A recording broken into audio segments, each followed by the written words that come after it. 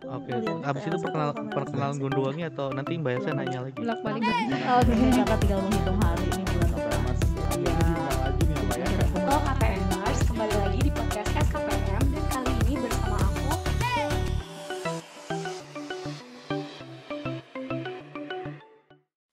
Assalamualaikum warahmatullahi wabarakatuh. Halo Sobat KPMers dan sobat-sobat lainnya. Kembali lagi di podcast SKPM IPB TV bersama aku Erika di sini. Nah, Sobat KPMers, hari ini kita akan membahas sebuah topik yang cukup daily tapi juga nggak daily-daily banget ya. Jadi hari ini cukup spesial karena kita akan membahas soal komunikasi. Dan komunikasinya ini berbeda dengan komunikasi kita sehari-hari karena konon katanya komunikasinya ini bisa mengubah dunia. Wow, strong word banget ya pastinya ya. Nah, hari ini tentunya Erika nggak sendirian. Hari ini aku ditemenin sama salah satu orang yang cukup terkenal di SKPM ya, karena sudah melalang buana di bidang komunikasi ini, yaitu komunikasi pembangunan. Dan aku langsung sambut aja, ini dia Kak Ucul. Sapa-sapa dulu dong Kak Ucul. Hai, selamat siang. Ya, Sobat KPMers, jadi Kak Ucul ini adalah salah satu asprak atau bisa dibilang koordinator asisten praktikum ya di mata kuliah komunikasi pembangunan, dan pastinya udah familiar banget ya Kak Ucul ya sama bidang ini gitu. Bidang ya. apa tuh? Bidang komunikasi pembangunan Komunikasi dong. Pembangunan. Insyaallah. Apa kabar Kak Erika? Alhamdulillah baik, Kak Ucul apa kabar? Alhamdulillah sehat. Bisa gitu nggak sih kalau podcast nanya-nanya kabar padahal Iya. tiap hari ketemu? Gimana penonton yang suka Default nonton ya? podcast? Template ya? Oke. Gimana? Ya, di siang hari ini ya, di tengah perhelatan War Cosplay ini nih Kak Ucul nih, kita harus membicarakan sesuatu yang agak di luar dari cosplay ya, tapi penting, yaitu soal komunikasi pembangunan. Kayaknya nggak ada yang lebih penting daripada war tiket cosplay deh. Aku aja tadi galau dulu Galau dulu. sebelum syuting ini. Oke, boleh kita Aku lanjut. galau dulu ya. Nah, Kak Ucul ngomong-ngomong soal komunikasi dan kombang nih, boleh dong Kak Ucul memberikan gambaran kepada penonton KPMers dan yang lainnya yang mungkin bukan dari SKPM ya. Apa sih perbedaan komunikasi dan komunikasi pembangunan? Wah, berat ya. Oke, baik. Terima kasih Kak Erika. Jadi, mungkin teman-teman yang ngambil mata kuliah komunikasi pembangunan harusnya udah familiar ya sama pertanyaan itu. Maksudnya, apa sih perbedaan komunikasi dan komunikasi pembangunan? Itu udah dibahas di pertemuan awal banget, dikasih oleh dosen-dosen yang tentu saja ahli gitu. Yang jelas, kalau boleh review, kalau komunikasi itu kan pertukaran informasi ya, sederhananya seperti itu, antara komunikan dan juga komunikator gitu. Ada pesan yang dipertukarkan. Nah, bedanya dengan komunikasi pembangunan adalah pada pesan yang disampaikannya itu mengandung pesan-pesan pembangunan. Karena kalau misalnya kita melihat dari definisi pembangunan itu sendiri, adalah perubahan ke arah yang lebih baik. Mohon koreksi kalau misalnya ada salah ya, Kak Erika. Kak Erika Koreksinya sama saya. lebih paham lah. Gitu. Jadi komunikasi pembangunan adalah komunikasi untuk menyampaikan pesan-pesan pembangunan. Gitu. Oke, nah mungkin dari pengalaman Kak Ucul sendiri nih, kira-kira bentuknya kalau dalam prakteknya komunikasi pembangunan tuh kayak gimana tuh? Banyak sekali ya. Kalau yang sejauh ini saya alami, sebenarnya di dunia pendidikan pun kayak aktivitas kita sehari-hari, belajar, kuliah gitu, terus praktikum, itu kan adalah salah satu contoh dari praktek komunikasi pembangunan juga di bidang pendidikan. Nah, kalau misalkan di kemasyarakatan itu sendiri, kalau kita berbicara tentang pembangunan pasti kan identiknya dengan partisipasi, pemberdayaan segala macam kan. Anak KPM lebih paham lah. Jadi yaitu contohnya mungkin ketika Kak Erika ngambil data di lapangan atau mungkin terlibat project-project riset sosial apapun itu. Kadang kan dalam proses sebelum kita mengintervensi dengan program pembangunan itu ada metode-metode yang dilakukan, salah satunya adalah penggalian data itu sendiri. Nah, di penggalian data itu kalau Kak Erika mengenal FGD, Yes, ya kan? pastinya udah familiar ya Familiar KPMers ya. FGD. Itu juga salah satu dari praktek komunikasi pembangunan. Oke. Gitu. Jadi yang mungkin sering dilakukan ya, bahkan di dalam organisasi-organisasi kemahasiswaan juga banyak ya FGD ya pasti. Betul. udah familiar nih sobat KPMers. Nah, kembali lagi nih ke pengalamannya Kak Ucul sebagai asisten praktikum yang pastinya sudah cukup kenal dengan sistem pembelajaran yang ada di SKPM ataupun kurang lebihnya dengan di IPB juga.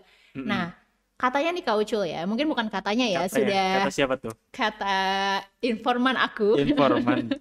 Oke. Di IPB ini lagi gencar-gencarnya menerapkan PBL atau Project Based, belibet mulutnya, Gak agak-agak apa-apa, diulangi lagi. belibet ya. Di IPB ini lagi gencar-gencarnya dengan Project Based Learning atau PBL. Nah, kira-kira PBL itu apa dan apakah Kombang juga menerapkan PBL? Oke, kalau ditanya PBL itu apa, mungkin nanti teman-teman KPM atau teman-teman di luar KPM yang mengambil mata kuliah di KPM bisa lebih bertanya pada ahlinya ya terkait dengan PBL atau mungkin bisa riset mendalam gitu. Tapi yang kita pahami bersama adalah PBL atau Project Based Learning ini merupakan aktivitas akademik berupa tugas akhir atau project yang memang setiap semesternya dilakukan dan itu berbasis output gitu. Jadi saya juga persisnya nggak tahu dimulai dari tahun berapa gitu. Yang jelas memang setiap semester sampai semester sekarang pun mata kuliah di SKPM itu pasti akan menerapkan sistem PBL atau Project Based Learning termasuk dengan mata kuliah komunikasi pembangunan ini gitu. Dan setiap mata kuliah itu beda-beda PBL-nya atau outputnya gitu. Ada yang dia turun ke lapangan terus akhirnya lokakarya di akhir mempresentasikan apa yang dia dapat dari hasil turun lapang lagi itu. Kemudian ada yang membuat event exhibition atau pameran atau expo segala macam, itu beda-beda bentuknya gitu. Nah, kalau di Kombang sendiri kayak gimana nih Kak? Oke, Bentuk kalau PBL-nya. di Kombang sendiri untuk semester ini kita mencoba untuk kembali ke kegiatan atau aktivitas tugas akhir di beberapa tahun silam ya. Ini adalah salah satu keunikan juga menurut saya, keunikan dari mata kuliah ini, mata kuliah komunikasi pembangunan, karena kalau Kak Erika dulu apa PBL-nya waktu komunikasi pembangunan? Aku waktu itu kalau nggak salah bikin video ya, Video. terus lokakaryanya online karena waktu itu lagi COVID. Oh, produk pandemi ya. Iya, produk pandemi saya ini ya. Lalu? Ya, lalu ada poster juga. Oke. Bikin poster sama video deh Kak, seingat aku itu. Barcode Fest ya berarti ya? Yes, betul, Barcode Barcode Fest namanya. Oke, jadi yang semester ini berbeda dengan semester sebelumnya dan semester sebelumnya lagi. Kalau mungkin semester sebelumnya dan semester angkatan Kak Erika itu PBL-nya membuat output berupa video dan juga poster nggak tuh? Poster. Berupa poster. Nah, kali ini kita kembali ke beberapa tahun silam, yaitu public speaking competition. Di angkatan saya, waktu saya masih mahasiswa dan mengambil mata kuliah ini, dulu kan mata kuliahnya masih dasar-dasar komunikasi. Ya, terus akhirnya berubah jadi dasar-dasar komunikasi pembangunan. Sampai sekarang berubah menjadi komunikasi pembangunan. Nah, kita coba untuk menemukan formula-formula yang tetap tidak menghilangkan esensi dari komunikasi itu sendiri, tapi tetap fun gitu. Dan gimana caranya tetap relate dengan sekarang. Nah, ini kayak agak menjauh ya pertanyaannya. Jadi bentuknya PBL apa nih? Kombang semester ini adalah public speaking competition. Gitu. Nah, boleh saya lanjutkan? Silakan Kak Ucul. Boleh diberi Siapa gambaran tahu nih. ada pertanyaan lanjutan kan gitu. Oke, jadi public speaking competition sebagai PBL komunikasi pembangunan semester ini adalah kita mencoba untuk memberikan ruang atau wadah bagi mahasiswa yang mengambil mata kuliah komunikasi pembangunan ini untuk mengekspresikan dirinya ketika dirinya memang berperan sebagai komunikator pembangunan gitu. Nah, kalau misalkan di public speaking competition sebelumnya itu temanya cenderung tema-tema yang bersifat general kayak misalkan SDGs atau kegiatan-kegiatan esensial lainnya terkait dengan pendidikan, lingkungan hidup segala macam gitu. Nah, sekarang kita coba arahkan untuk ke gimana caranya mereka menyampaikan sebagai seseorang yang memiliki sudut pandang sebagai fasilitator pembangunan atau komunikator pembangunan. Intinya itu untuk PBL Public Speaking Competition semester ini. Berarti kayak yang lagi ngetren ya, kayak POV gitu ya. Yes. Jadi si mahasiswa ini POV-nya sebagai Komunikator komunikator pembangunan. pembangunan. Jadi bukan Betul. hanya menyampaikan isunya, tapi juga berarti harus menyampaikan gagasan Betul. menurut mereka juga. Nah, ya POV mereka sebagai komunikator pembangunan itu kan gambaran generalnya ya. Artinya ketika kita berbicara terkait dengan detail aktivitas public speaking yang akan mereka lakukan nanti, gitu. Jadi kan sebenarnya ada rangkaian ya. Ada beberapa rangkaian kegiatan nih. Kalau kita bocorkan. Kalau kita spill terkait Spill the nanti tea. hari H ya.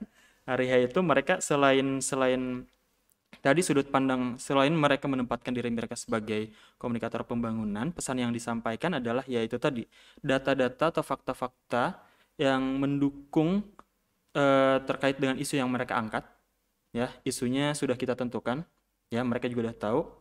Salah satunya ada tentang lifestyle anak muda, flexing, kemudian terkait apa lagi ya, bidang-bidang pembangunan lainnya, pendidikan, lingkungan, segala macam gitu.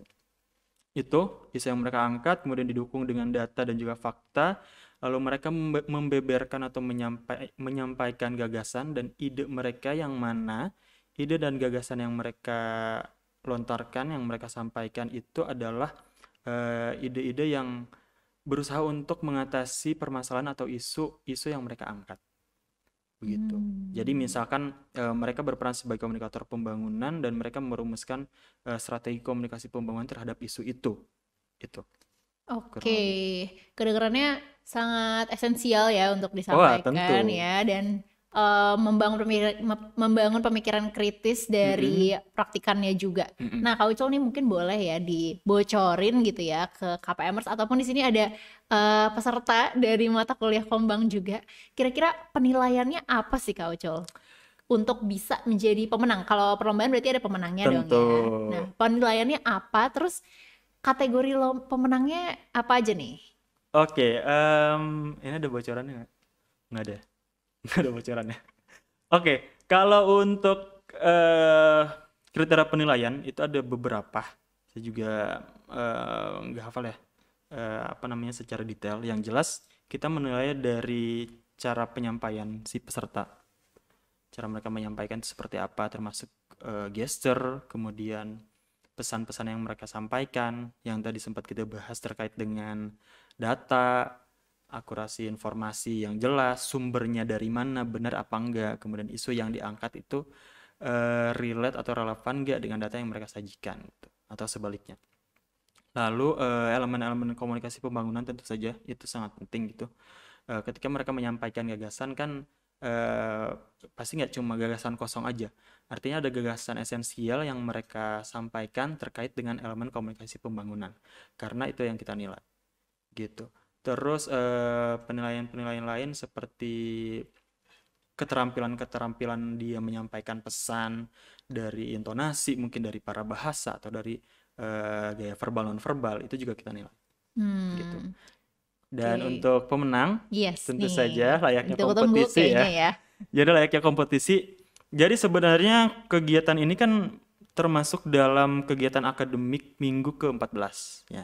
Dan itu berarti wajib gitu ketika teman-teman pengambil atau mahasiswa yang ngambil mata kuliah komunikasi pembangunan semester ini nggak hadir di acara public speaking competition ini di hari hanya, itu berarti tidak terhitung sebagai aktivitas mereka di pertemuan ke-14 gitu.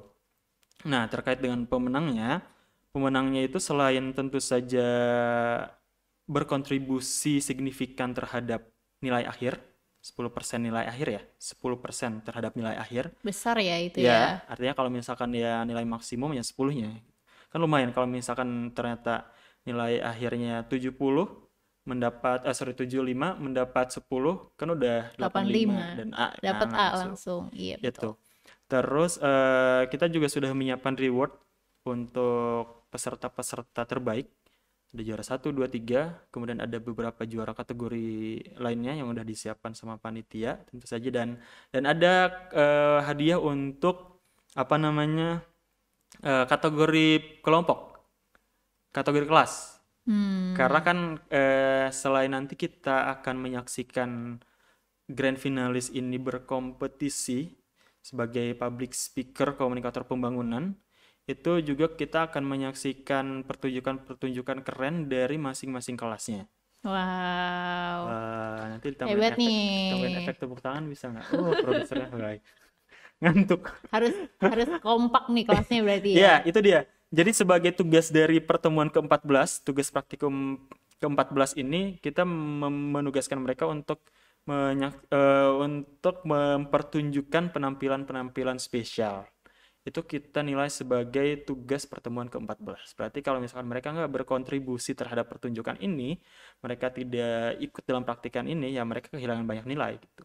Karena kan Hmm. seperti disampaikan di awal-awal perkuliahan dan praktikum ya, kita menilai dari tentu saja UTS UAS kita nilai, terus kegiatan praktikum dan juga PBL ini. Nah, kegiatan praktikum ini kita review lagi selain dari kehadiran, itu mereka mendapat nilai dari tugas dan juga aktivitas.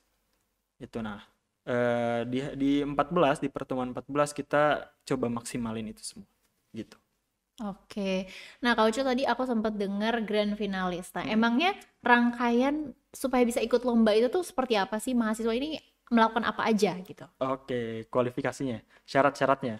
Ya, dan prosesnya nih sampai mereka bisa menjadi grand finalis tuh seperti apa tuh? Oke, jadi jadi gini, public speaking competition ini adalah benar ada yang merangkak. Jadi public speaking competition ini kan adalah rangkaian kegiatan akademik ya, yang kita mulai dari pertemuan ke 9 atau 10. Ke 9. 9. Ya. Jadi ini adalah rangkaian tugas tentu saja. Nah, sebelumnya kita kalau misalnya berbicara rangkaian dan berbicara kompetisi, kayaknya nggak akan lepas dari seleksi ya, proses seleksi. Nah, proses seleksi ini kita tugaskan kepada seluruh mahasiswa mata kuliah di semester ini, mata kuliah komunikasi pembangunan semester ini untuk membuat tayangan video berdurasi singkat, nggak lama-lama banget, sekitar 2 atau sampai 3 menit. Itu mereka unggah ke media sosial dan konten atau materi yang mereka sampaikan adalah terkait dengan aktivitas public speaking yang sudah kita tentukan tadi, yang kita bahas terkait dengan lifestyle, kemudian permasalahan lingkungan, program-program pembangunan lain yang lagi gitu, yang lagi happening sekarang. Nah, dari situ itu pokoknya semua mahasiswa yang ambil mata kuliah dasar komunikasi pembangunan itu membuat itu, ditugaskan untuk itu, lalu mereka upload. Nah, dari situ kita pilih per kelasnya, dipilih 5 terbaik ya. 5 terbaik untuk nantinya kita tandingkan lagi secara live di kelas. Gitu. Kalau kelas saya di pertemuan ke-13 nanti. Pertemuan Oke.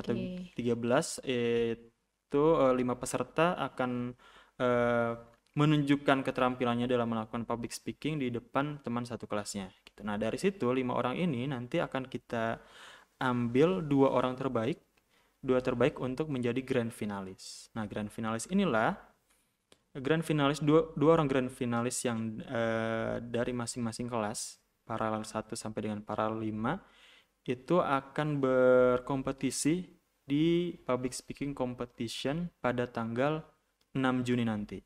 Insya Allah. Insya 6 Juni. Allah. Oke.